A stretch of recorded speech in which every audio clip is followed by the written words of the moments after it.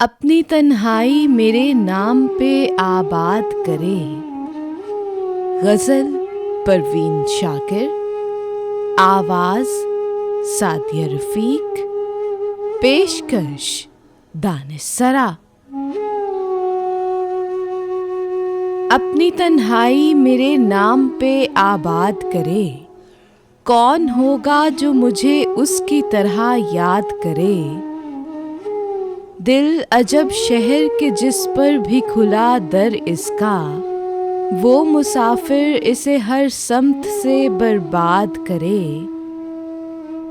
अपने कातिल की ज़हानत से परेशान हूँ मैं, रोज़ एक मौत नए तर्ज की ईजाद करे।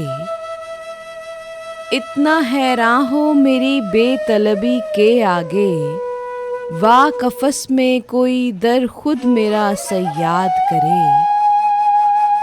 सल्बे बीनाई के अहकाम मिले हैं जो कभी, रोशनी छूने की ख्वाहिश कोई शबज़ाद करे। सोच रखना भी जराइम में है शामिल अब तो, वही मासूम है हर बात पे जो साद करे। जब लहू बोल पड़े उसके गवाहों के खिलाफ, काज़िए शहर कुछ इस बाब में इरशाद करे। उसकी मुट्ठी में बहुत रोज़ रहा मेरा वजूद, मेरे साहिर से कहो अब मुझे आज़ाद करे।